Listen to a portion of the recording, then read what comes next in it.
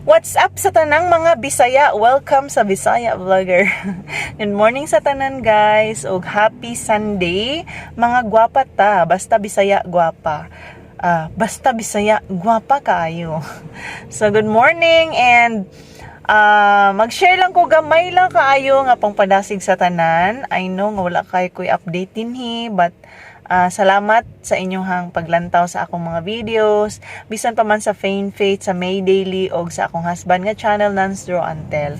Unsa man akong i-share, ganina samtang naligo ko, nagsigi ko huna-huna, unsa man ang ako ang idasig Lord sa mga tao, labi na sa mga nagasubaybay gyud sa Bisaya Vlogger. Gusto ko nga ang channel na ay kapupulutan ng aral.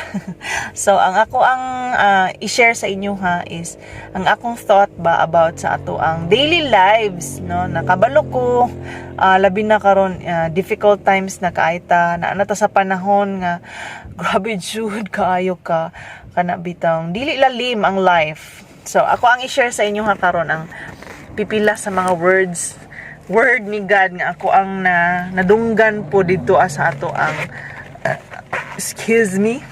sa ato ang convention niya. Nakalista siya dinhi sa ako ang papel. Chadan. Okay. Hindi siya papel. Muna siya ako ang guys.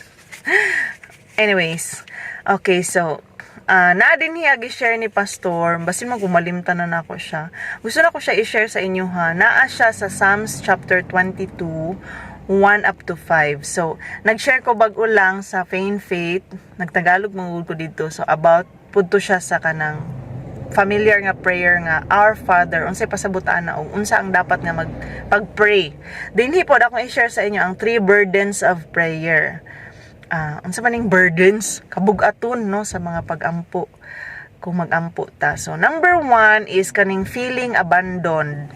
Kinsa man sa ato adiri ang nakasulay na nga kanang feeling niya gibiyaan siya, nag-inusara na lang siya, wala na siya kauban, gibiyaan siya, wala na nagmahal niya. Mawagid na wala na gyud nagmahal na ako. Gibiyaan na jud ko nila. Charot. So, akong basahan sa inyo diri pero English siya gini ako ang Bible. Karaan na kayo na ako ni siya nga Bible. And I love this Bible so much. The NIV version. Gipalitan ako siya cover sa Shopee. Na siya medium, small, and large. Small. Okay, so Psalms chapter 22. Nay, nakabutang din My God, why have you forsaken me? Why are you so far from saving me? So far from the words of my groaning? Oh my God, I cry out by day, but you do not answer. By night, and am not silent.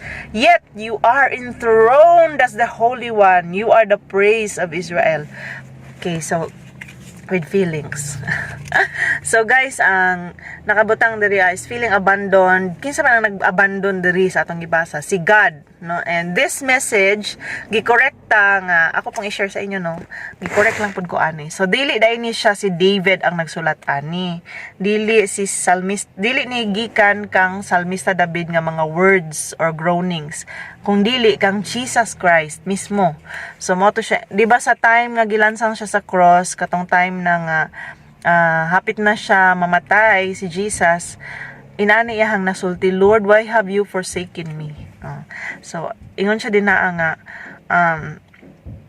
bisan daw na mga panahon sa atong kinabuhi, naman yung mga panahon daghan, no nga kanabitaw makaingon ta nga naman ang Ginoo, wala naman siya naminaw sa ako ang mga pag-ampo, layo naman kayo siya, di naman ako siya mabati, asa naman siya dapit, natay mga inanang mga words. And sa time nga magning ana ta, that's normal, no? Kay tao lang ta, na feel po nato na nga just like him, si Jesus, iya po na na-feel, why, Lord, why have you forsaken me? Ngani mo akong i-abandon, Ginoo. But I hope ma-relay na ko na itarong. So, niyo siya din nga sa mga panahon daw ko nga atong mabati nga gi-abandon ta ni God, dili po do nato kalimtan ang mga panahon nga yatang gisapwang, yatang gisapnay, yatang gipanalanginan, yatang giubanan, no? Ingon si Jesus diri, yet you are enthroned as the Holy One, you are the praise of Israel. Recount the times that God has been faithful to you. Okay. So, ako, i-recount po na ako ang mga times nga diin si Jesus, si God, nahimong faithful sa akong kinabuhi. Kay bisag daghan man ang mga time nga nahimo tang abandoned, feeling lang na siya actually. Kay, ingon ba ang mga word ni God nga, I will never leave you nor forsake you. Muna yung saad.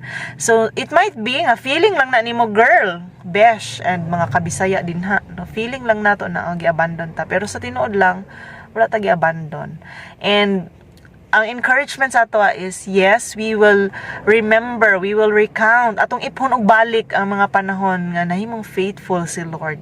Ako kay moana dayon ko nga, Lord, bisag inani ang nahitabo, dili na ko kalimtan nga imuha kong gipag-graduate og college, imong gi-provide ang akong need, kay nindot kay akong story sa college pa ko.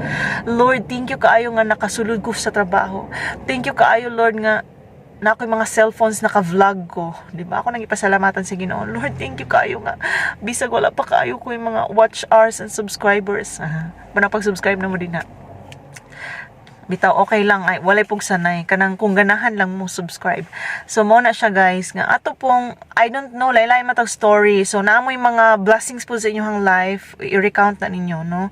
So, mo na ako ang family, akong bana, buutan, na ako'y anak, upat ka buok, nga. Karon nakasakyanan mi nami balay balag wa pa siya nahuman ana bitaw, so i-recount na ko na siya nga mga blessings. Still God is so good and faithful every day. Wala ta niya gipasagdan, wala niya gibiyaan, gi-provide niya ato mga pagkaon nanambok na gali ta. And especially sa akong mga kapamilya, no, mga family, mga igsuon ako dira nga mga ano jud na mga igsuon si tawag ana literal mga kamo din na tanan mga igsuon, pito kabuk mga anak ni Dudong Perez. Paglantaw mo ani, I hope naglantaw mo ani. So mo na ang ato daw iphon ang ato ang mga panalangin. Next, number 2 is being despised. Sa 6 to 11 ingon siya din na ang but I am a worm and not a man, scorned by men and despised by the people. All who see me mock me and hurl insults, shaking their heads. He trusts in the Lord. Let the Lord rescue him. Let him deliver him, since he delights in him. Yet you brought me out of the womb. You made me trust in you, even at my mother's breast. From birth I was cast upon you. From my mother's womb you have been my God. Do not be far from me, for trouble is near, and there is no one to help. See, the feeling of being despised by people. Praise God.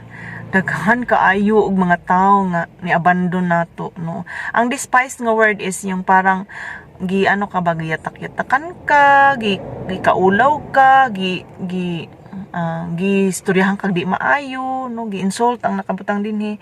So si Jesus naka-feel siya nga more na makug-ulod ug dili tao, no, giyatak-yatakan sa mga katawhan, gi-despise sa mga tao. Ila kong gimak, ila kong gi-insult, naglingo-lingo ilang mga ulo sa ako. Nga ingon sila nga nagsalig maka na siya sa Ginoo. Let God na mo save sa iya. Uy, sagdi na siya. I-rescue na siya siyang Ginoo, kay nagsalig bitaw na siya sa Ginoo. Let him deliver him, since he delights in him. So mao na ang kwas mo to. Anak maka na siya sa Dios. Anak maka ka sa Dios, luwas sa imong kaugalingon. Maragana, no. So you are being despised by people. I don't know how and when and in what way you are despised, but there are cases gid sa ato ang life nga makaingon ta nga despise ko nila, ila kong gi-insult ay murag ila kong ay grabe ni sila. No, pero let us all remember, uli nakabutang diri unsa man akong na take note. So bisan daw kuno og gi-despise ta sa mga tao. Okay, let us not forget nga si God wala siya nag-despise sa ato. Ang mga tao usahay inana ang pagtan-aw or worthless. We are wala tay value.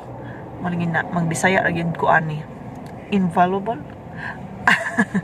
Wala tay value, or worthless. Wala tay bili. Usahay biyaan ta, ikambyo ta, mga bit no ang uban diha. Nya ma-feel dai nato na wala tay value. Ay gibiyaan ta, gipagpalit ta ana. But let us not forget let us all remember, na-distract ko gamay. Let us all remember nga wala tagi biyaan ni Lord, wala tagi despise ni Lord. Ingon si Lord, you are the apple of my eye. I love you so much. I died for you on the cross 2,000 years ago because I love you. No, and di nato nakalimtan guys nga kung naamay mga tao nga nag-despise ato as si God, wala. Never. Wala jud siya nag-despise. Bisag unsa pa ka, bisag kinsa pa ka, bisag unsa pa ang katayuan nimo sa buhay, what is your position in life and everything, wala ka gi-despise ni Lord. Number 3, ang siya dira is facing, gosh, dili ma sabtan ako agi. Facing condemnation by enemies. 22 to 14. Huh? Psalms 22 14 to 19. Ang siya dira nga, I am poured out like water, and all my bones are out of joint. My heart has turned to wax; it has melted away within me. My strength is dried up like a potsherd, and my tongue sticks to the roof of my mouth. You lay me in the dust of death. Dogs have surrounded me. A band of evil men has encircled me. They have pierced my hands and my feet. I can count all my bones. People stare and gloat over me. They divide my garments among them and cast lots for my clothing. But you, O Lord, be not far off. O my strength, come quickly to help me. Deliver my life from the sword, my precious life from the power of the dogs. Facing condemnation by the enemies. Praise God. So, kinsa man sa ato dinhi guys ang ginakondem sa kaaway. Ang word ni God, nag-ingon siya dara sa Romans nga. Ingon dara sa word ni God sa Romans nga, for there is now no condemnation in Christ Jesus. For there is now no condemnation to those kanang nag-obey na, nagsunod na, nag-follow na kang Jesus Christ, as long as wala na ta nagbuhat sad og mga dautan. Wala nay kung namin mag-condemn nato, let us remember nga, no, I am a new creation. The old has gone, the new has come. Giusab na ko sa Ginoo. Katong daan ako nga kinabuhi, dili na to siya wala na to siya. No, so kung naamay si Jesus dinhi ingon siya, grabe ang iyang mga kaagi, mara siya matunaw like wax. Daghan kaayog mga bulls nga nag-surround sa iya ha. No, ingon pa ni ko ang mao ni mga bully. Magbully sa ato, roaring lions. Excuse me. Grabe ang nutriya makatigab-tigab. So ang iyang strength daw kuno is na na dried na, no, na murabag na exhausted na kaay ka. But let us look to God always, no? Let us trust God. Let us run to God, and we can do it in prayer. So, muduot ta sa iya, mudangop ta sa iya, mudagan ta sa iya. To kalimtan nga, wala dyo'y lain nga, dili traitor sa ato ang life. Walay lain nga, kana bitang kasaligan gyud sa atong kinabuhi. Walay lain nga, kadalangpan, tinuod nga a friend nimo, tinuod nga, kanang dili bitaw maluya og kapuyan sa pag-atiman og sa pagpaminaw sa imong mga yango-ngo. And, not your husband, yes na ay mong bana, but you cannot depend on him all the time.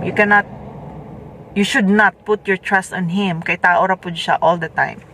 But we encourage mo ko galing na ako, musalig ko sa Ginoo gikan karon, muduol ko sa iya sa mga pagampo. So I hope guys nga natay nakatunan og medyo init na kay palong ra ba ni among sakyanan. So, murag late na pud ko. I have to go inside. I hope nga naamay nakatunan. Thank you so much guys sa paglantaw ani nga video. And please subscribe kung nakauyon ka. And comment on the section below. And also share this video. Basig na inang inahang lansad nga makakaton. God bless. See you on my next video. Bye-bye. Thank you so much. Thank you. Shout out sa tanan nga mga naglantaw. Kung gusto ko ma-shout out, just comment #shoutout. Bye!